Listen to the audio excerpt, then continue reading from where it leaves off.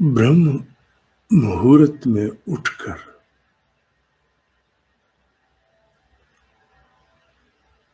ध्यान का जो सबसे बड़ा लाभ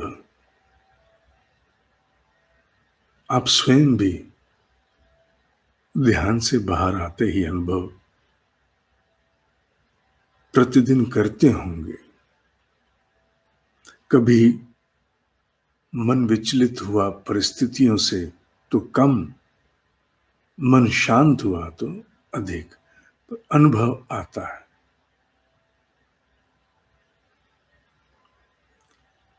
प्राण, पवित्रता और प्रेरणा, ये तीनों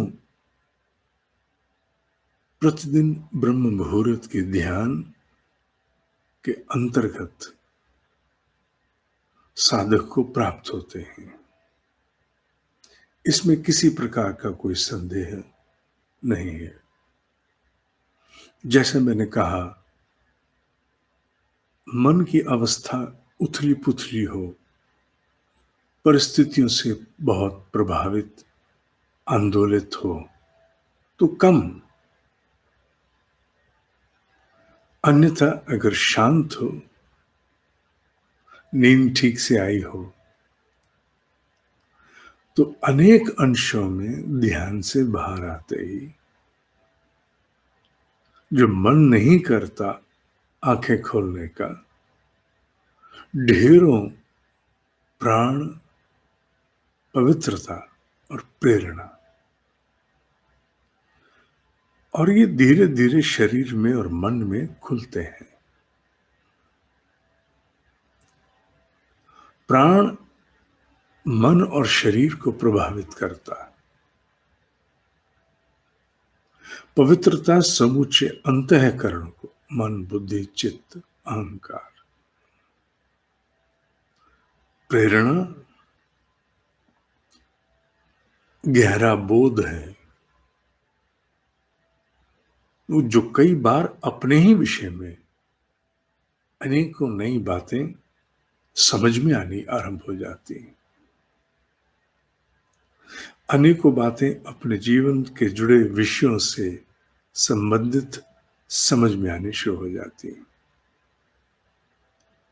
इस पृथ्वी पर संभवतः कोई नहीं होगा, संभवतः, जिसके जीवन में कोई अधूरापन ना हो,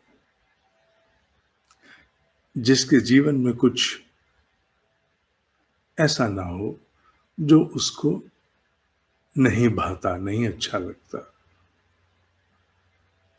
एक मिला जुला सा स्वरूप ये जीवन है। सबको अपने अपने प्रकार से बहुत कुछ ऐसा मिलता है जो प्रिय नहीं होता, अप्रिय होता, मिला जुला। और उसमें प्रेरणा का बहुत बड़ा दायित्व है। जिन विषयों को, जिन स्थितियों को, जिन व्यक्तियों को हम सामान्य जीवन में पूर्णतः अस्वीकार करते हैं,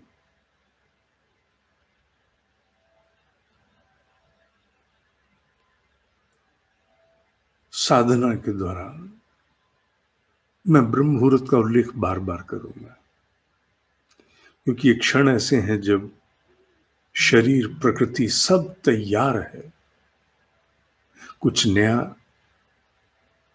अन्वेषण करने के लिए। ऐसे में प्राप्त प्रेरणाएं उन्हीं परिस्थितियों में, उन्हीं लोगों में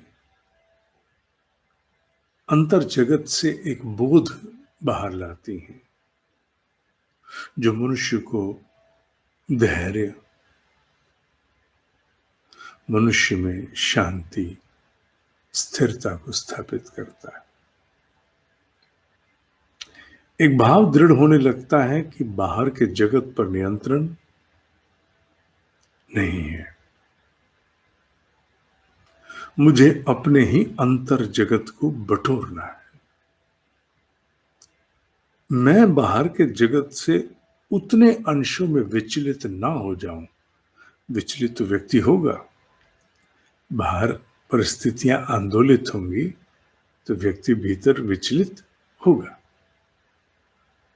पर साधक ब्रह्म मुहूर्त के ध्यान से प्राप्त प्रेरणा के आधार से इतनी क्षमता प्राप्त कर लेता है कि वो अपने भीतर की दुनिया को उस सीमा तक कचोटने नहीं देता जहां सामान्य व्यक्ति छिन्न भिन्न हो जाता है, टूट जाता है, बिखर जाता है। साधक बटोर लेता है। अनेक बोध भाव रूप में आते हैं। कहीं मेरा कोई कर्म बंधन होगा, चलो किसी तरह से मुझे अपने भीतर की दुनिया के साम्राज्य को, अपनी शांति आनंद को बटोरते हुए आगे बढ़ना है। छोटा भाव नहीं है, ये दिव्य प्रेरणा से ही संभव है। जिस किसी को भी ये प्रेरणा, साधक को अपने जीवन की अप्रिय स्थितियों में ये बार बार आती है, नहीं मुझे अपने आप को बटोर के आगे बढ़ना है, कोई बात, कर्म बंधन होगा, उसे ये जान लेना चाहिए स्थापित रूप से कि उसका नियंत्रण बाहरी परिस्थितियों पर नहीं है, पर उसका अंतर जगत जाग चुका है, सक्रिय है, संपर्क में है, और उसे जो संबल, जो ऊर्जा, जो भाव प्राप्त होना चाहिए जीवन को आगे बढ़ाने के लिए, वो अब उसे मिल रहा है। ये बात विशेष रूप से ब्रह्म मुहूर्त के साधक को जान लेनी चाहिए। सिद्धियां मिली नहीं मिली ना, ये कोई विषय नहीं, पर सबसे बड़ी सिद्धि यही है कि विकटता में, नकारात्मकता में, अप्रिय स्थितियों में प्रतिदिन स्तर पर बटोर कर अपने आप को फिर से अपनी शांति और आनंद के साथ आगे बढ़ चलना, ये बहुत बड़ी सिद्धि है। ये इतनी बड़ी सिद्धि है, मैं इसको पूरे अधिकार से कह सकता हूं कि वो जो कोई भी सिद्धियां होती होंगी उनसे ये कहीं महत्वपूर्ण है। ये मैं यूं ही नहीं कह रहा हूं, ये पढ़ करके नहीं कह रहा हूं। इसलिए साधक, तुम्हारा तप, विशेष रूप से ब्रह्म मुहूर्त के ध्यान का तप, कभी खाली हाथ नहीं जाएगा। आत्म उत्कर्ष के लिए बहुत बड़ा संबल आधार है, क्योंकि ब्रह्म मुहूर्त में तुम उस ब्रह्मांडीय व्यवस्था के संपर्क में अति निकट होते हो। ओम ही सत्य है, ओम ही सत्य है, ओम ही सत्य है।